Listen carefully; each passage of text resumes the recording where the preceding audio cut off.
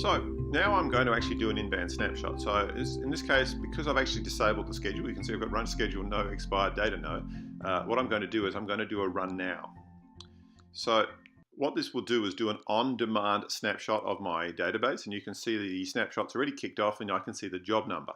Now, this job will run very quickly, and it doesn't matter how big the database is.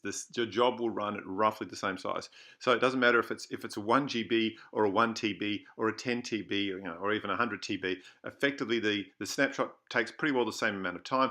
The reason being because it's an in-band snapshot, so we're not actually having to do any data movement. We're simply snapshotting the disks that we already own to capture the state at a particular point in time.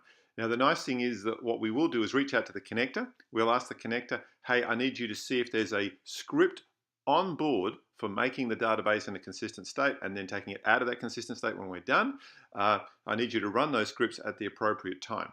So what we'll do is we'll wait for the snapshot to complete, and then knowing the job number, 16469, we will look in the logs to validate that the commands we're expecting to see actually ran. All right, so I've brought up the successful job. You can see my job, 16469 completed, ran in 1:20. Okay, now let's go and have a look at the logs on the host side. So if you remember, what I said is that every time the connector runs, it runs this file app_id and the application ID. And that file will, depending on whether it's told, will either invoke the freeze or the thaw script. So if you're looking for hosts on the host side, looking for logs on the host side, they're always located in var act log and on a Unix host. And the file we're interested in is udsagent.log.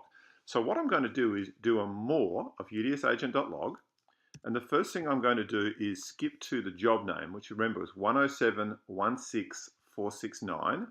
So if we go 107.16469, okay, so I can see here's my job. Now what we'll do is we'll now search for that file, app_id 107.13708.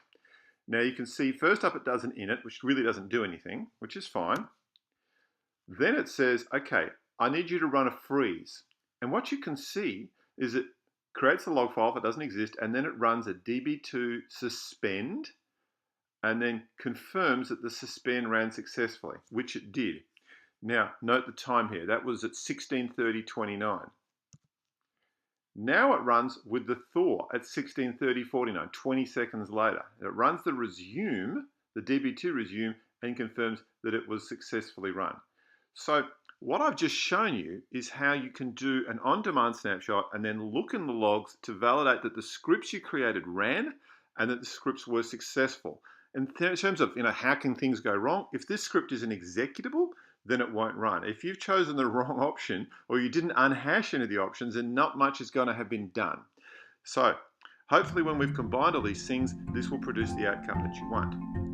Thank you for joining us for another YouTube Tech Tip video.